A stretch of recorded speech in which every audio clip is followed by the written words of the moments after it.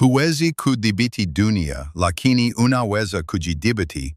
Hili ni somo la Stoicism. Je, unajua kwamba matatizo mengi hayapo nje yako, yapo kwenye jinsi unavyoyatafsiri? Mwanafalsafa wa Kigiriki Epictetus alisema, sio matukio yanayotutesa, bali ni tafsiri yetu juu yake.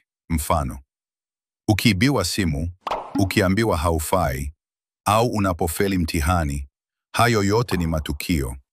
Lakini maumivu, hasira na huzuni vinatoka kwenye akili yako mwenyewe.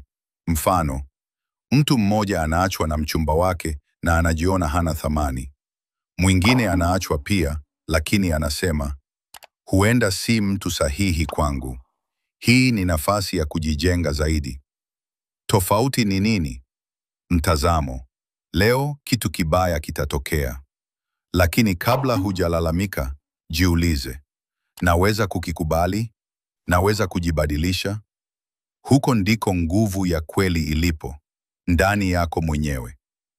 Kama unataka kuishi kwa amani, licha ya vurugu za dunia, karibu kwenye Fikra Thabiti, channel yako pendwa kwa ajili ya mafunzo ya namna gani ya kuishi na watu, na namna gani ya kuishi haya maisha yetu ya kila siku. Bonyeza subscribe button ili uweze kupata masomo yajayo ya Stoicism. Na pia like na ushare na marafiki zako ili na wao wapate kujifunza.